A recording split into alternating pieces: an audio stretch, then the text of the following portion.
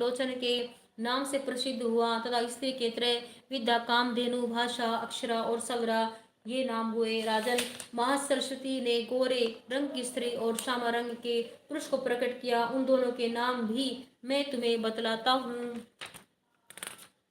उनमें पुरुष के नाम विष्णु कृष्ण हर्षिकेश वासुदेव जनार्दन हुए तथा स्त्री उमा गौरी सती चंडी सुंदरी सुभगा और शिवा इन नामों से प्रसिद्ध हुई। इस प्रकार तीनों युवतियां भी ही तत्काल पुरुष रूप से प्राप्त हुई।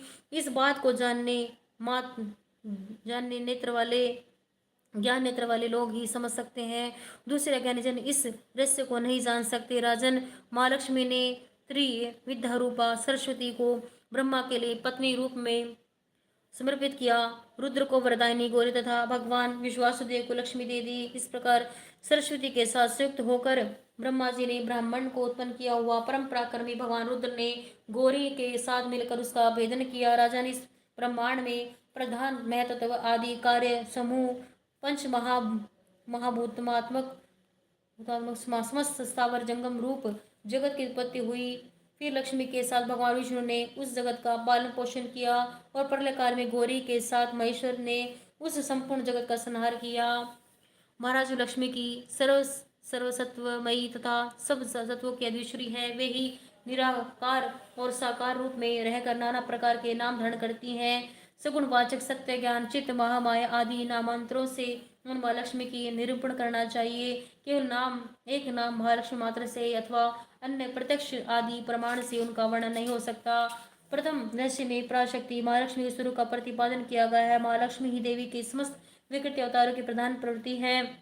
अतः इस कारणों को प्राकृतिक अपराधानिक रहस्य कहते हैं। इसके अनुसार महालक्ष्मी ही सब प्रपंच तथा संपूर्ण अवतारों का आदि कारण है। तीनों गुणों की साम्यावस्था रूपा प्रकृति भी उनमें उनसे भिन्न नहीं है। स्थूल सूक्ष्म दृश्य अदृश्य अथवा व्यक्त अव्यक्त सब उन्हीं के स्वरूप है। वे सर्वत्र व्यापक है, अस्ति भांति प्रिय नाम और उन सब के ही हैं, सब वे ही हैं।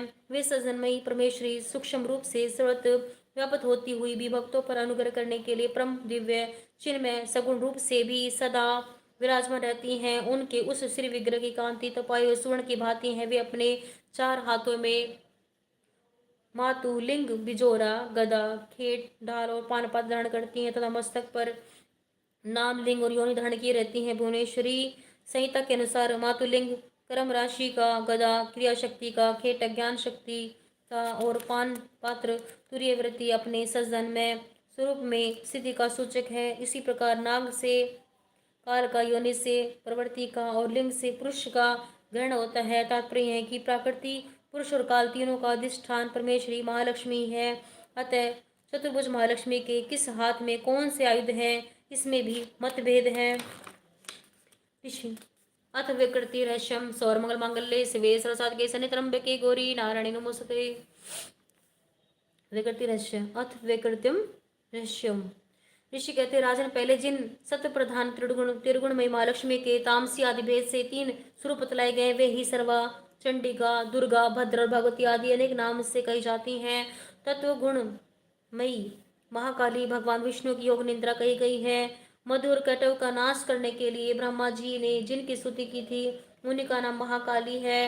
रेणु का मातम में बताया गया है कि दाहिनी ओर के नीचे के हाथ में पान पात्र और ऊपर के हाथ में गदा और बाईं ओर के ऊपर में के हाथ में खेट तथा नीचे के हाथ में त्रिफल और परंतु विकृतिक रहस्य में दक्षिणार्थ कर मात्र रहकर जो कर्म दिखाया गया है, उसके अनुसार दाहिनी ओर के निचले हाथ में मातुलिंग, ऊपर वाले हाथ में गुदा, बाईं ओर के ऊपर वाले हाथ में खेट तथा नीचे वाले हाथ में पान पात्र है। चतुर्भुजा महालक्ष्मी ने कर्मश तमोगुण और सत्वगुण रूपी उपाधि के द्वारा अपने दो रूप और प्रकट किए हैं, जिनकी कर्मश महाकाली महासरस्वती के नाम से प्रसिद्ध हुए हैं।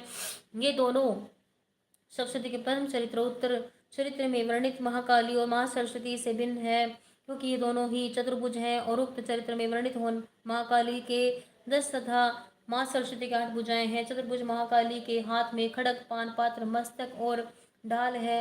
उनका कर्म भी पूर्णतः ही है। चतुर्भुज सरस्वती के हाथ में अक्षमाला, अंकुश, वीणा और पुस्तक शोभा पाते हैं। उनका भी पहले जैसा ही कर्म है।